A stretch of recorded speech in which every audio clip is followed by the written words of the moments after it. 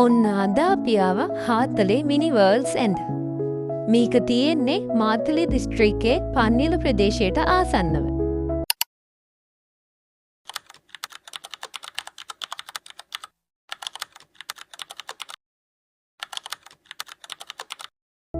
ඔයාලත් යාළුවනේ ජීවිතේ එකපාරක් හරි අනිවාර්යෙන් එන්න ඕනේ තැන තමයි හතර මිනි වර්ල්ඩ්ස් එන්ඩ්.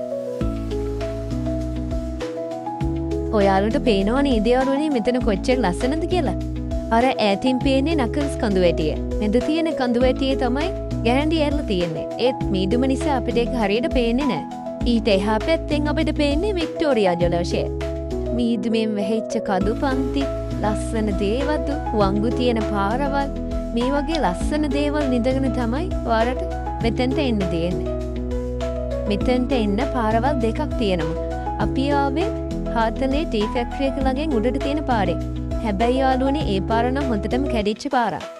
ඔයාලා හාතලේ මිනි වර්ල්ඩ්ස් එන්න එනවා නම් මණ්ඩොල් කැලේ හොස්පිටල් එක ළඟින් උඩට තියෙන පාරේ එන්න. ඒ පාර හොඳ පාරක්.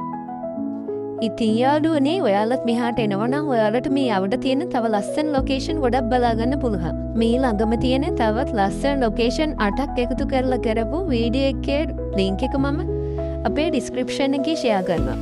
ඔයාලා මෙතැන්ට එනවා නම් අනිවාර්යෙන් මේ වීඩියෝ එකක් බලලම එන්න. ඒ වගේම යාළුවනේ තාමත් අපේ YouTube channel එක subscribe කරලා නැත්නම් අදම අපිව subscribe කරලා තියාගන්න. එහෙනම් යාළුවනේ තවත් ලස්සන වීඩියෝ එකකින් අපි නැවත හමු වෙමු. ගිහිල්ලා එන්නම්.